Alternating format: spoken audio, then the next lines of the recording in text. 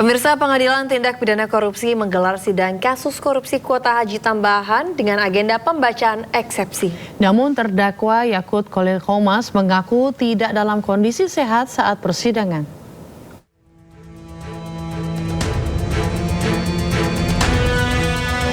Pengadilan Tindak Pidana Korupsi menjadwalkan ex-Menteri Agama Yakut Khalil Qomas alias Gus Yakut dalam sidang lanjutan. Persidangan atas kasus dugaan korupsi kuota haji hari ini beragendakan membacakan perlawanan atas surat dakwaan jaksa penuntut umum. Awalnya Ketua Majelis Hakim Nikadek Susantiani menanyakan kondisi kesehatan Gus Yakut. Namun menjelang pembacaan perlawanan, Gus Yakut mengaku kondisinya saat ini kurang fit. Ketika ditanya rekan-rekan media, dirinya hanya memberikan komentar untuk mengikuti persidangan kasus ini hingga selesai. Selain Gus Yakut, persidangan menghadirkan 3 terdakwa lainnya, yaitu staf sus Menak 2021-2024, Isfah Abidal Aziz, Ketua Umum Tur Travel Haji dan Umroh Asril Aziz, dan Direktur Operasional Makassar Toraja Ismail Adam. Tunggu selesai aja Mas, ya sabar ya. Semua sabar, oke?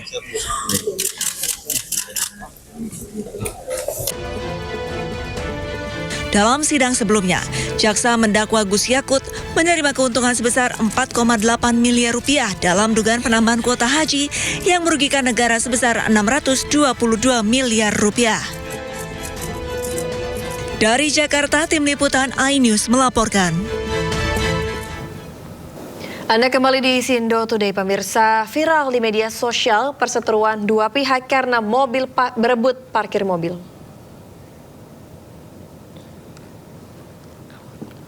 Ramai dibicarakan di media sosial, diunggah oleh akun Threads Raditya Rusdi, perdebatan terjadi. Jadi seorang pria marah ke pengemudi lain karena menyerobot tempat parkir yang sudah di-tag atau ditandai istri pria tersebut. Pria tersebut tak terima istrinya dimarahi atau dimaki dan perebutan lokasi parkir ini viral di media sosial. Yang duluan maki-maki siapa? Yang duluan parkir siapa? Mas, lu aja gimana? Hah? Mas, sekarang 2026 ya? Iya. Ya kan? Parkir siapa cepat dia dapat. Betul. Mobil. Ini masalahnya. Mas, masalahnya sama nunjuk. Mas dulu yang nunjuk. Ayo. Udah diam ada bayi. Ponakan-ponakan dulu ya. Iya, saya tahu gini. Kondisinya ya, bapak-bapak tadi tukang parkir manggil saya duluan karena mobil saya udah pengen nyampe di tempat yang kosong. Iya. Dengerin dulu. Biar belain mana-mana.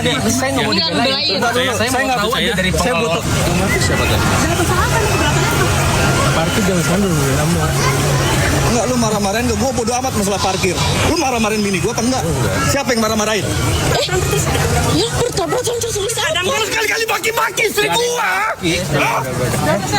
Ayo. Baik. Peristiwa ini pun ramai dibicarakan di media sosial. Sejumlah netizen justru bertanya, jika memang sayang dan membela istrinya, lantas kenapa istrinya yang disuruh turun panas-panasan menandai tempat parkir?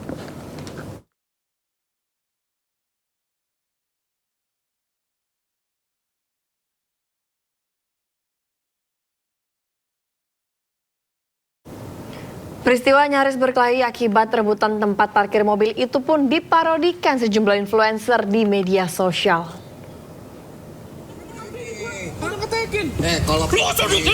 Ayo ribut.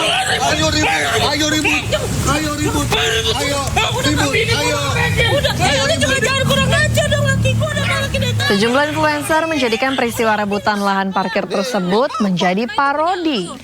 Alhasil, parodi-parodi ini mengundang tawa netizen di media sosial. Kemarin Pak, lagi pula juga lu biasa aja dong, nggak usah emosi-emosian kayak gini, apaan sih? Apa berantem sama saya?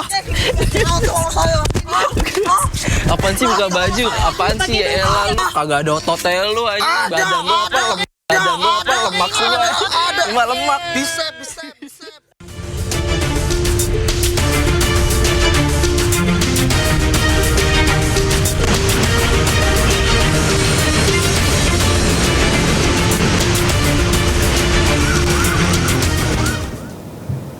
Pemirsa, saatnya kita simak pantauan arus lalu lintas. Kami telah terhubung dengan Brigadir Treslinda dari Anti-MC Polri yang kini berada di kawasan Simpang Tebet, Jakarta Selatan. Ya, selamat pagi Brigadir Treslinda. Bagaimana dengan pantauan arus lalu lintas dari tempat Anda melapor? Silakan dengan laporan Anda.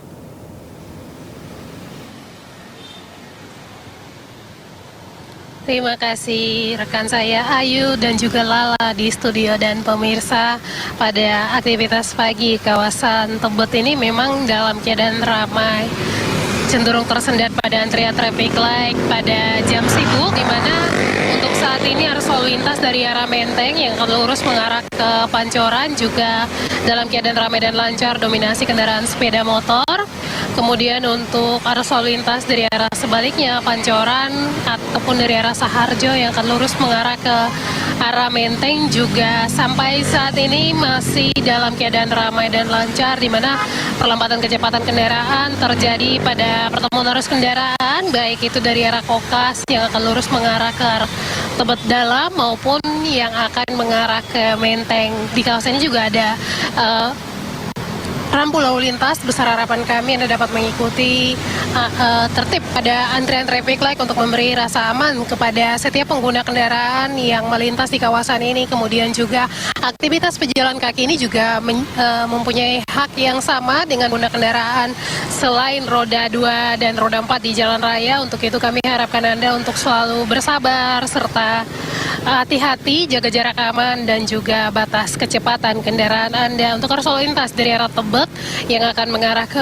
arah Menteng maupun mengarah ke arah Pancoran sampai saat ini masih dalam keadaan ramai dan lancar. Perlambatan kecepatan kendaraan terjadi hanya di antrian traffic light saja.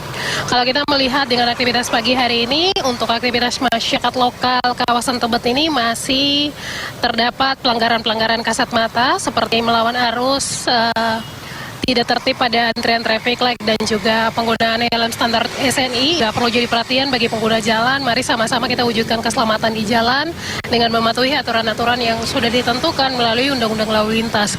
Kami juga menginformasikan data SMS Korlantas Polri yang kecelakaan lalu lintas selama 1x24 jam ini terjadi 176 kasus laka lantas dengan korban meninggal dunia 12 orang, 10 orang luka berat serta 129 orang luka ringan. Dari data tersebut 82% terjadi di jalan non-tol dan ruas jalan pada kawasan Tebet ini merupakan ruas jalan non-tol, sehingga besar harapan kami Anda dapat tertib dalam berlalu lintas agar terwujudnya keselamatan bagi setiap pengguna jalan. Demikian Brigadir Treslinda melaporkan, kembali ke Ayu dan juga Lala di studio. Silakan. Ya, terima kasih Brigadir Treslinda atas laporan Anda dari kawasan Simpang Tebet, Jakarta Selatan. Selamat bertugas kembali dan salam presisi.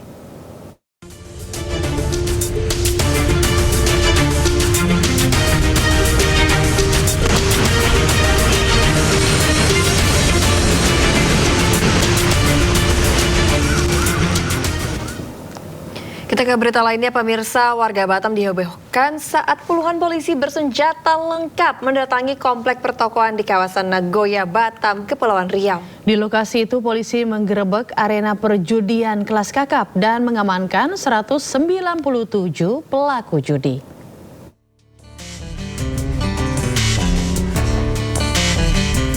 Bareskrim bersama personel Polda Kepulauan Riau dan Polresta Barelang menggerebek lokasi judi kasino di kompleks pertokoan di kawasan Nagoya, Batam, Kepulauan Riau. Judi kasino berkedok arena permainan ini diduga sudah cukup lama beroperasi. Bahkan belasan ruko disinyalir menjadi lokasi perjudian milik pengusaha hiburan berinisial A. 197 orang ditangkap, terdiri dari pemain, wasit, kasir, dan petugas keamanan. 10 diantaranya pemain judi kasino yang ditangkap merupakan warga negara asing. Selain pemain, polisi juga menyita uang tunai sebesar 7,7 miliar rupiah dan peralatan mesin judi serta perangkat elektronik lainnya. Lokasi judi disinyalir sudah lama beroperasi di Batam.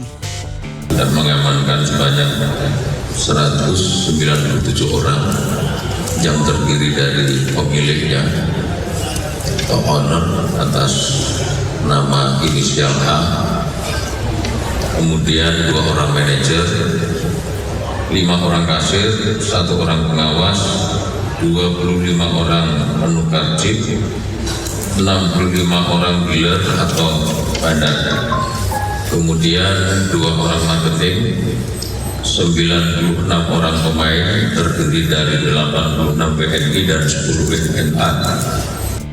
Polisi terus melakukan pemeriksaan guna mengetahui peran orang-orang yang ditangkap. Dari Batam, Kepulauan Riau, Gusti Yenosa, iNews melaporkan.